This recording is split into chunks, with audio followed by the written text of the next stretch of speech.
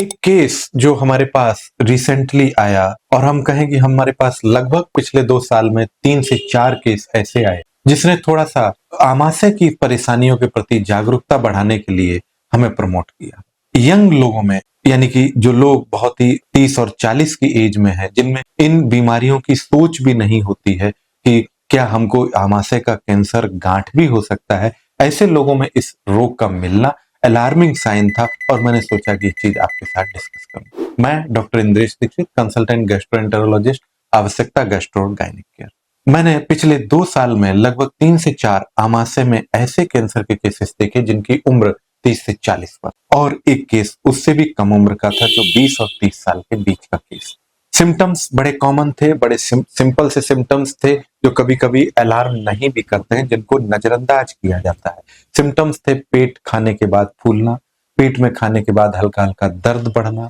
पेट में भारीपन रहना, पेट गैस का अत्यधिक बनना, एसिडिटी का रहना, जलन का रहना, भूख न लगना, और बाद में जो सिम्टम्स आए वो ब्लड की कमी और कभी कभी लैट्रिन के रास्ते से काला लैट्रिन, कभी कभी ब्लड की उल्टी और वजन का ड्रास्टिकली कम होना। इन सिम्टम्स को लेकर के पेशेंट, यंग पेशेंट जो कि थोड़ा नजरअंदाज कर रहे थे, गंभीर रोग की बात भी नहीं सोच रहे थे, लंबे समय तक एक प्रैक्टिशनर से दूसरे प्रैक्टिशनर, दूसरे प्रैक्टिशनर से तीसरे प्रैक्टिशनर और over the counter medical store से और जहां भी जैसे दवा मिली, गैस की दवा, एंटासिड, सिरप पी के काम चला रहे। ये पेशेंट जब हमारे पास प्रेजेंट हुए, हमने इनको तुरंत अल्ट्रासाउंड और एंडोस्कोपी की एडवाइस की, और एंडोस्कोपी की जांच में हमने आमाशय में फाइंडिंग पाई, कहीं ग्रोथ, कहीं पे अल्सर, कहीं ग्रोथ के ऊपर अल्सर जिसमें पीछे छुपी हुई ग्रोथ कैंसरस, इस तरीके की अलग अलग फाइंडिंग्स मैंने पाई। और कुल मिलाकर बायोप्सी फाइंडिंग में इन 3 से 4 मरीजों में सब में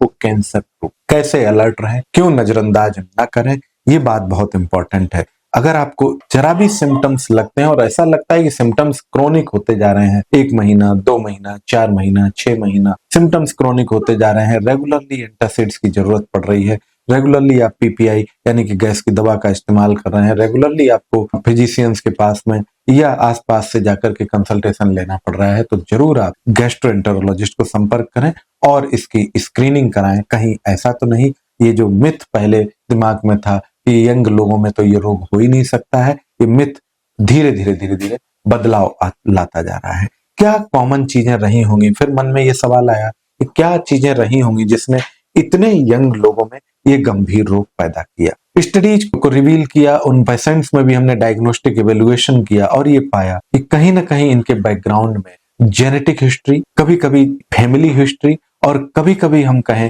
कि एच पाइलोरी इन्फेक्शन जो कि इंडिया में बेहद कॉमन है, हम कहें कि हर तीसरा चौथा व्यक्ति एच पाइलोरी इन्फेक्शन से पीड़ित है। H pylori infection proper background में अगर ट्रीट होते हैं तो ट्रीटेबल हैं, अगर ट्रीट नहीं होते हैं तो स्ट्रॉन्ग कार्सिनोजन शब्द हम कहते हैं कि जो कैंसर करने वाले कारक हैं, जो कारण हैं, उनमें स्ट्रॉन्ग कैंसर करने वाले कारणों में आता है।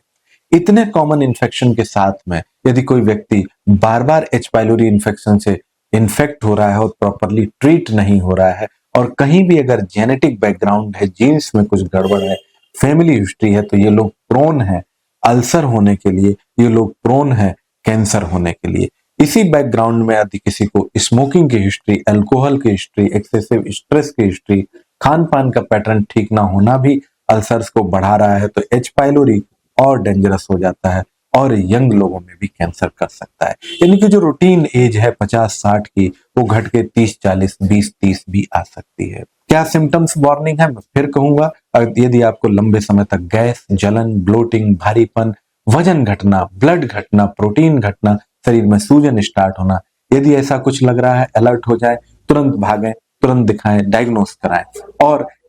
उसमें ना रहें, इस मिथ में ना रहें कि ये तो ओल्ड एज की प्रॉब्लम है, ये हमको नहीं हो सकती। यदि आप किसी भी पेट की समस्या से पीड़ित हैं तो मुझसे संपर्क कर सकते हैं। मैं आवश्यकता गैस्ट्रो और गायनिक केयर पर पेट और लिवर, आंत संबंधी समस्याओं पे आपको हेल्प और एडवाइस देने के लिए उपलब्ध।